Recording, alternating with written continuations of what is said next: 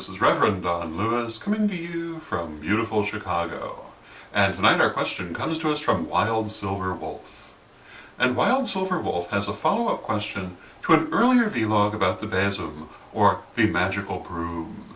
And in that vlog I had made the comment that many of the most stereotypical magical items, such as the cauldron and the broom and the magical blade, were also ordinary household items.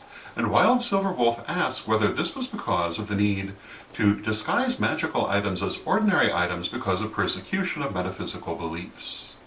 And my answer to this is that while that might have been true in later ages, and certainly is sometimes true today, historically we see these items having a magical significance long before any sort of persecution of metaphysical belief. In ancient Celtic mythology, for example, you see all kinds of magic cauldrons showing up in the legends. You see this also in Greek mythology, where, for example, the great sorceress Medea is shown doing spells involving cauldrons. And yet, the cauldron was the most ubiquitous cooking item in these cultures, and most cooking was done in a cauldron. Every house had one.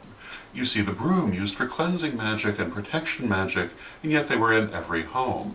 And perhaps above all, the hearth, the central fire of the home, had a very sacred character in most early cultures, and yet it was part of every home and perhaps the most ordinary thing in the home, and yet also the most sacred.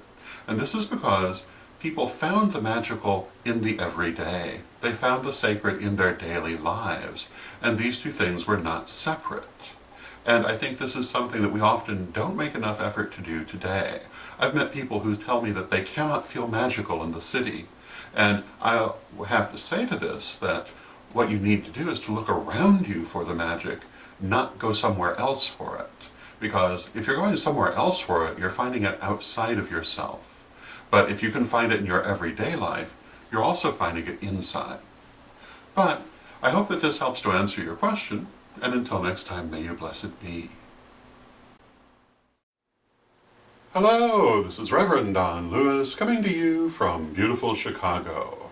And if you like my daily vlog, you'll love my weekly radio program, The Pagan Pundit, every Thursday night at 9 p.m. Central, 10 p.m. Eastern on the Pagans Tonight Radio Network at www.paganstonight.com.